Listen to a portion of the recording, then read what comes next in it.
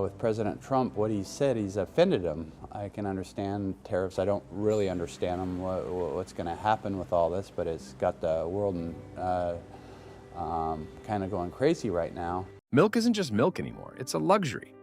Just days after the US imposed a 35% tariff on Canadian goods, life in border towns like Point Roberts and Darby Line has changed overnight. Simple routines, from grabbing groceries to visiting neighbors, have become fraught with new challenges as tariffs ripple through every breakfast table. Border towns like Point Roberts, WI, and Darby Line, VT, once thrived on easy routines, families and retirees crossing for groceries, especially milk, as casually as attending church. But a new 35% federal tariff on Canadian goods has erased that way of life almost overnight. Local gas stations sit empty, diners miss Canadian regulars, and clinics are quieter as cross-border visits vanish. In Point Roberts, where 80% of business depends on Canadians, each day brings a tough question: how to survive when regulars are gone? Some shopkeepers now seriously wonder if joining Canada is their only hope. A joke turned real. Milk, once a simple staple, now stands as a symbol. Its price may soon jump $1.5 to $2 a gallon, turning a quick grocery run into a budgeting challenge. For these towns, trade policy now hits home right down to breakfast. There's a certain pride in working at Niagara Falls, New York, a place that once welcomed the world. For many middle-aged locals running restaurants or small hotels, tourism was more than a paycheck. It was a calling. Now, with Canadian flights down nearly 75%, empty dining rooms and silent hotel lobbies are common. Hotels, spas, and casinos have lost tens of millions. Some who managed front desks or kitchens now clean rooms, scraping by on less than the $1,200 average rent. For many couples, dinner talk isn't about dreams but how to pay next month's bills. As visitors vanish, so do jobs. By summer's end, over 800 full-time hospitality jobs could disappear, meaning fewer families can feel secure at home. When guests leave, a piece of the town's spirit goes with them. Insults to Mary, Michigan, border traffic is down 44%. For middle-aged families and retirees, the impact is clear. It shows up in higher prices at hardware stores. Lumber, once brought over regularly, is now rarer and pricier than ever. Local shops and restaurants have lost tens of millions. In Blaine, Washington, retail sales have dropped 30% in 3 weeks, wiping $25 million from the economy. As budgets tighten, schools and farmers markets cut back, and senior services fight to stay open, families start to wonder if it's time to leave. It's more than just lumber. When those prices rise, repairs, decks, and roofs all cost more, without change. The average household could pay $400 extra each month for groceries and supplies, a hit hard to handle for any family, especially those on fixed incomes. A question of trust and belonging. In places like Darby Line and Point Roberts, the border crisis is more than lost business. It's losing a sense of home. Neighbors who once celebrated together and shared meals are now separated, with border crossings from Canada down 23% from last year, leaving a deep ache. For many middle-aged locals, it's not just fewer customers or a quieter Main Street. It's about identity and belonging in a place that felt like ours. Distant federal decisions are eroding routines that once felt solid. If this continues, over 2,000 families may leave towns they helped build, giving up not just homes, but a whole way of life. The question remains, when community ties fray, what does it mean to be at home? Container and car shipments into U.S. ports are facing cancellations and delays, stirring concern for consumers and workers. Could this be the early sign of a broader U.S. supply crisis? Container carriers have scrapped up to 30% of trans-Pacific sailings, cutting 20% of capacity to West Coast ports in April, and 24% in early May. Major hubs, Los Angeles, Long Beach, Oakland, saw vessel arrivals drop nearly 50%, from about 12 ships to just 6 per day. Globally, carriers withdrew capacity, equivalent to 1.3 million 40-foot containers, annually, equal to 578,115 TEU. Consumers across the U.S. will notice more empty shelves in major stores, as shipments of popular products are delayed or even canceled. This is especially concerning for families waiting for essential appliances or seasonal goods. Businesses, too, are struggling to maintain normal inventory, forcing some to increase prices to cover rising costs. The logistics industry, already strained, sees hundreds of port workers and truck drivers forced to accept fewer shifts, and many risk being temporarily laid off. For communities dependent on port activity, the slowdown leads to reduced local business, threatening restaurants, shops, and service providers who rely on daily port operations for a stable income. An estimated 37,000 vehicles, including Audi and VW models, remain stranded at U.S. ports since April 2nd, halted by a newly imposed 25% U.S. import tariff. Automakers like GM have paused shipments and are redirecting vehicles into bonded yards to avoid tariffs. Customers looking to purchase new vehicles face long waits or are pushed to buy older models at a premium. The shortage is not limited to luxury brands. Mainstream dealerships also struggle to receive regular inventory, making it harder for families to access affordable transportation. Price increases may push some buyers out of the market altogether. For dealership employees, uncertainty grows as managers cut back hours or postpone new hires. Those working in car transport, detailing, or parts supply feel the ripple effect. Facing shrinking paychecks, the lack of fresh stock could even force some local dealerships to close, impacting local economies and causing job losses beyond the auto industry. Beyond containers and cars, bulk goods and agricultural exports have been blocked. U.S. soybean shipments to China plunged 41% year-on-year in Q1 2025.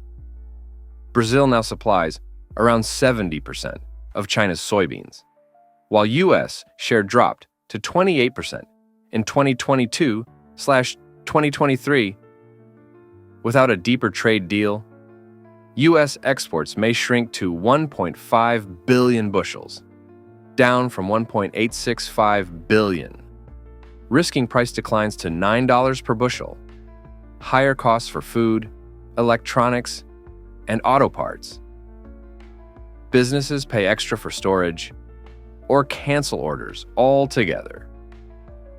Logistics slowdowns hurt workers' incomes in retail, trucking, and warehousing. Despite a 90-day tariff truce, reducing U.S. duties on Chinese imports to 30% from 145%, blank sailings remain high, up to 28% cancellations, and ports stay quiet. No definitive relief or federal plan appears, and regional leaders are pressing for action. Household budgets tighten as prices rise. Middle-class families may cut spending further. Economic recovery slows, reducing room for local support programs and job creation. Luxury car imports and steel tariffs are reshaping U.S. auto options this summer. What's behind these shifts, and how will they touch American drivers? Porsche has categorically stated it will not move any part of its production, including final assembly, to the United States, refuting recent Bloomberg speculation. A company spokesperson told Reuters, Porsche has no plans to shift any part of its production process to the U.S. With no U.S. production, all Porsche models imported to the U.S. continue to incur 25% tariffs on passenger vehicles, per the U.S. Department of Commerce, under 2025 import rules. This adds thousands of dollars per vehicle. As a result, American customers face higher prices, fewer available models, and local dealerships may struggle to stock current inventory, potentially affecting service networks and jobs tied to luxury imports. For enthusiasts, this means waiting longer for special orders, potentially missing out on limited editions, and feeling the pressure of higher financing costs. Even maintenance and spare parts could become more expensive, impacting ownership experience and satisfaction for U.S. Porsche fans. Mercedes-Benz CEO Ola Källenius has proposed a tariff offset mechanism, suggesting parity in import volumes between U.S. and EU-produced vehicles to avoid tariffs. He is reportedly in discussions with U.S. and EU officials, Bloomberg says. If accepted, this plan could stabilize prices for Mercedes and other European luxury cars in the U.S., preserving consumer choice and affordability. Failure could lead to import delays, price spikes, and potential withdrawal of high-end models, causing ripple effects through luxury dealerships and affecting their workforce. American consumers might also see fewer upgrades or new models. Each year, with automakers hesitating to invest in the U.S. market. For local mechanics and parts suppliers, fewer imports could mean less business, shrinking options for customers seeking repairs and customizations. Regional economies that benefit from luxury auto sales may experience reduced growth. Germany's Federal Statistical Office, dissatisfaction, reports that exports to the U.S. fell 10.5% in April 2025, reaching 13.0 billion euros, the lowest since October 2024. Overall, German exports in April were 131.1 billion euros, down 1.7% month-on-month. This contraction in German steel, auto, and industrial exports is beginning to tighten supply chains. U.S. consumers may soon experience longer wait times for new and used European brand cars, as well as higher costs for repairs and auto parts reliant on imported components, impacting both buyers and small auto businesses.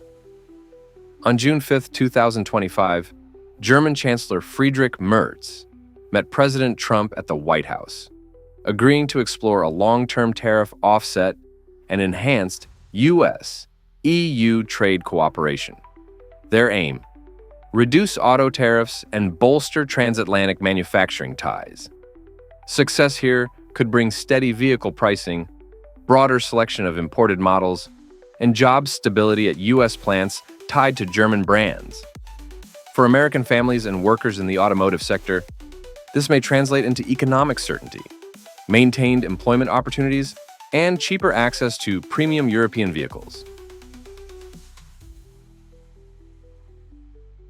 Investor confidence in U.S. government bonds is slipping as debt hits new highs and fiscal challenges mount.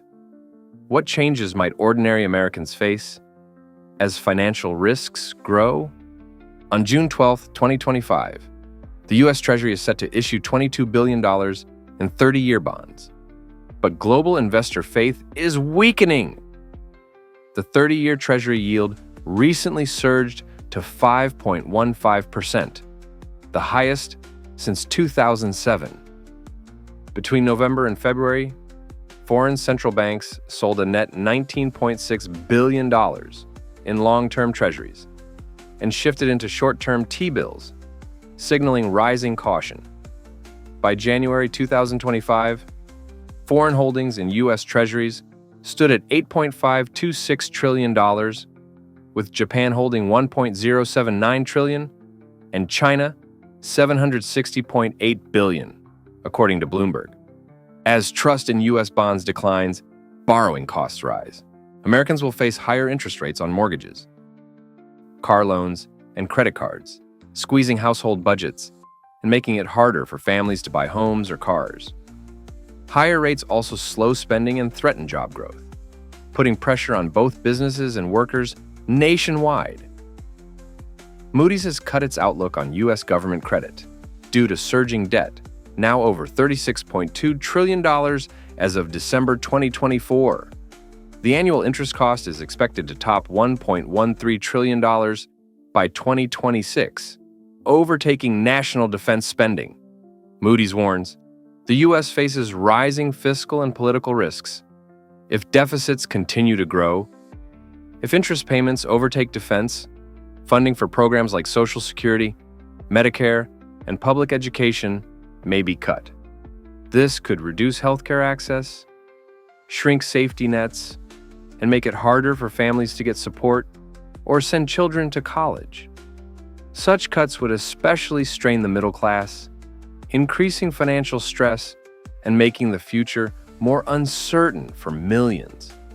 While new retaliatory tax proposals, such as Section 8.99, have made headlines, details remain unconfirmed and are under debate in Washington.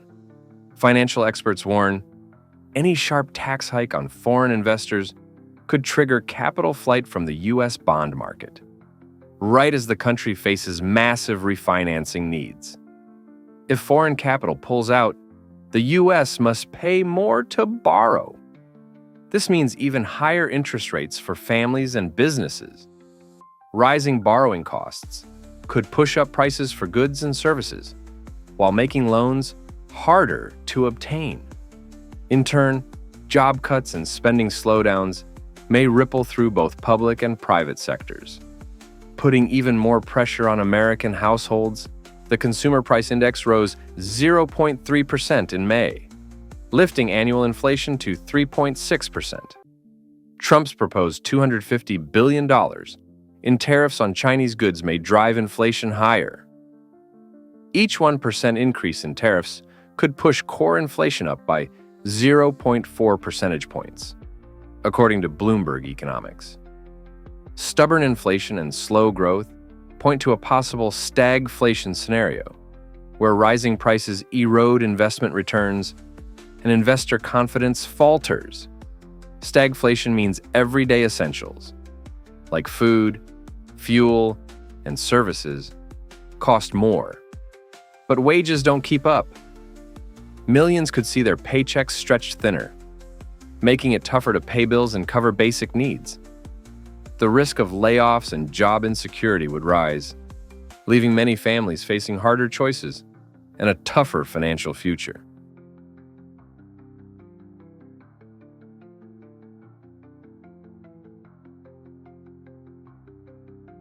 As of July 4, 2025, over 13 million lawful immigrants in the U.S. have entered a period of historic change.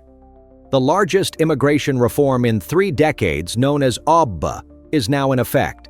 So, what does this sweeping new law mean for green card holders and immigration applicants?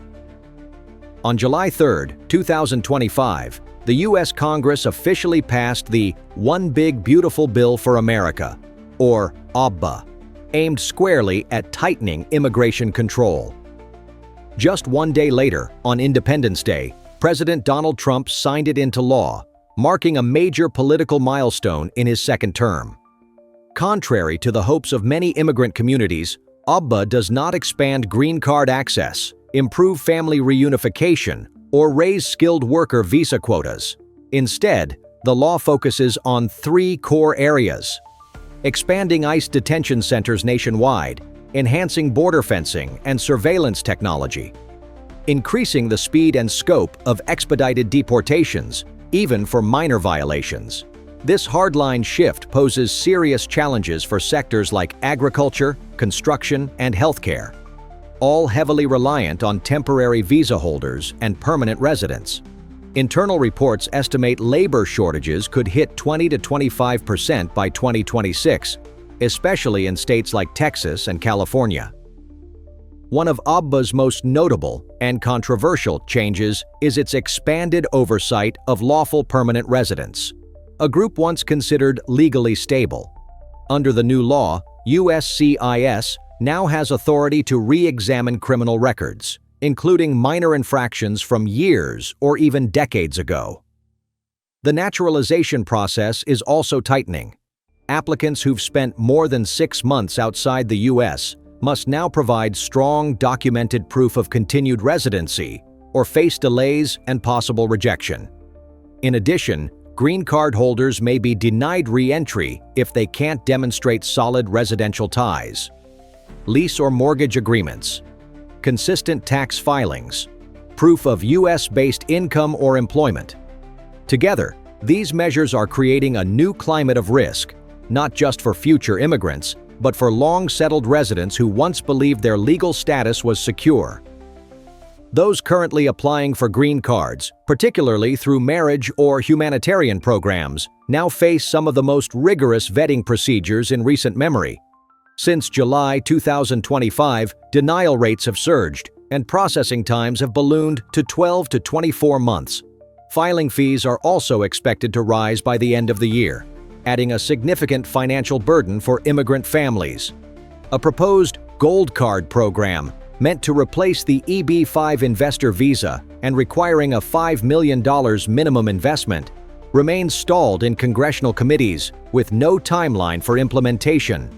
This uncertainty threatens the U.S. startup ecosystem, which depends heavily on immigrant capital and talent, especially in tech, retail, and creative industries. In light of the law's enforcement, experts are urging legal immigrants to take proactive steps to secure their status. Key recommendations include: avoid extended stays abroad without clear documentation of U.S. residency. Keep copies of tax returns, rental agreements, and income records. Limit or consult legal counsel before accessing social benefits. Apply for U.S. citizenship as soon as eligible. If married to a U.S. citizen, maintain strong evidence of a shared life, such as joint bank accounts, photos, and correspondence. With heightened scrutiny of immigration files, multicultural communities, especially in California, Texas, Florida, and New York, face the risk of losing lawful residents. This could have long-term impacts on local economies and community stability. Copper will be added to the list, like steel and aluminum, of materials that are taxed at 50% when they are imported into the United States, and that's a big deal. What if a single decision in early August changes the cost of everything from electric cars to your morning coffee? If the new 50% copper tariff stays in place and cross-border talks stall, could we see higher prices not just in stores, but across the entire American economy? Starting August 1st, President Trump will impose a 50% tariff on all imported copper, including from Canada and other global suppliers. This major move aims to protect the U.S. copper industry, vital to sectors like electric vehicles, clean energy, and defense. However, it also means higher costs for Americans. Products such as electric cars, smartphones, and computers rely heavily on copper, and prices are expected to rise as manufacturers face steeper input costs. Analysts estimate electric vehicle prices may increase by $1,200 to $1,800, with similar effects on electronics and building materials. U.S. factories, especially in auto and energy and defense, could see annual material costs rise by millions, squeezing margins and likely raising consumer prices. Small businesses and contractors, often with less leverage in global supply chains, may face faster rising operating costs. If copper prices remain high, average U.S. households could spend $150 to $200 more annually on copper-related goods, while the industrial sector might absorb up to $3 billion in extra costs by 2026. Prime Minister Carney of Canada has extended trade negotiations until August 1st, gathering provincial leaders and cabinet officials on July 22nd to coordinate a unified response. With strong legal protections now passed for Canada's dairy and poultry sectors, American negotiators face new barriers. This delay in negotiations means that U.S. farmers and food processors may have to wait longer to access Canada's sizable market, especially for dairy and poultry exports.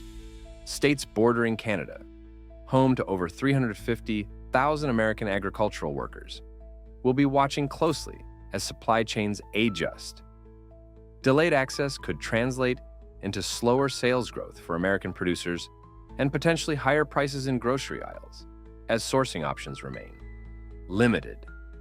Industry analysts forecast that if new deals are not reached, American agricultural exports to Canada could fall by 8% in the next 12 months. impacting farm incomes and food industry jobs in the Midwest and Northeast. In a notable shift, Canada has withdrawn its 3% digital services tax to resume negotiations with the U.S. before July 21st. Simultaneously, it is advancing internal trade reforms and forging new ties with the EU, UK, and ASEAN, reducing reliance on the U.S. For Americans, this means rising digital competition. U.S. tech firms may face increased rivalry from European and Asian companies entering North America under new deals. The U.S. currently supplies over 70% of Canada's digital service imports. Losing share could cost up to $500 million annually. Both startups and major tech firms may struggle to maintain pricing power or grow in Canada, potentially impacting jobs and investment in the U.S. Despite President Trump's shifting deadlines and strong rhetoric, Canadian markets have remained steady. The Canadian dollar has dipped only slightly, reflecting investor confidence in Canada's cautious, unified approach, rather than yielding to pressure. Canada is prioritizing internal consensus and quiet diplomacy, a strategy that could gradually weaken U.S. influence in North American trade.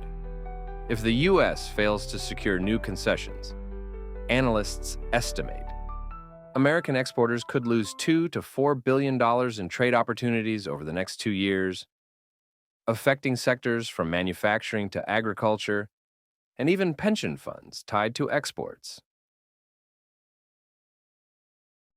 With the looming threat of U.S. President Donald Trump's tariffs, a Buy Canadian movement has picked up across the country. You may have noticed it when you go into grocery stores or supply shops, a tag that tells you if the product you're about to pick up is made in Canada. What if a simple change in consumer habits led to billions of dollars shifting hands between two close neighbors? If Canadian families suddenly stopped buying 6 everyday American products, would American companies even notice at first? Or would the real shock come months later as lost sales ripple through factories, small towns, and even online platforms? Imagine how daily routines in both countries might quietly transform if trusted brands slowly vanished from shopping carts. For many years, Americans saw Canada as a reliable partner in trade and daily life. But recently, as U.S. tariffs on Canadian steel, aluminum, energy, and autos reached new highs, Canadians have responded in a quietly powerful way. Not with protests, but by simply turning away from certain U.S. products. 6 brands stand out: peanut butter, Harley-Davidson motorcycles, Amazon, Netflix, Walmart house brands, and cars from Ford and GM. This is no longer just an economic move. It has become a cultural statement. We don't support a nation that punishes us. This shift began in the spring of 2025, and by summer, the effect was visible in store aisles across Ontario and British Columbia. For American workers, especially those in manufacturing and retail, each unsold jar or canceled order represents a lost hour of work. If the boycott continues, annual losses for U.S. companies could exceed $2 billion USD, putting pressure on jobs from the factory floor to logistics and marketing teams. Peanut butter, once a pantry staple, tells a striking story. Sales of Jif and Skippy, 2 iconic American brands, dropped 34% in just 1 quarter across Canada. Supermarkets have quickly replaced them with local alternatives like Kraft Canada and Nuts to You. Even Walmart, the retail giant, has found its U.S.-made goods left untouched. As Canadian shoppers favor local products or brands from other countries, the message is clear for American producers and investors. Brand loyalty can vanish quickly when national pride is at stake. The ripple effect extends to farmers supplying peanuts, workers in packaging plants, and truck drivers moving goods north. If this trend continues, the U.S. peanut industry alone could see export revenues shrink by up to $150 million USD per year. Amazon's Canadian operation took a direct hit. In early July 2025, Amazon suspended services in Quebec, leading to around 700 job losses. While some customers shifted to Canadian platforms or European tech providers, the trust gap grew. Netflix, another household name, also saw subscription numbers fall as families questioned supporting a U.S. brand in times of economic tension. The tech sector, often seen as immune to politics, is now facing unexpected headwinds. Us. Investors and workers from software developers to warehouse staff could see income growth stall. Projections suggest U.S. e-commerce and streaming exports to Canada may drop by up to 500 million USD this year if consumer confidence does not rebound. Perhaps the most visible shift is in the auto market. After Canada imposed a 25% tariff on U.S. made cars in response to the Trump administration's moves. Showroom traffic for Ford and GM sharply declined.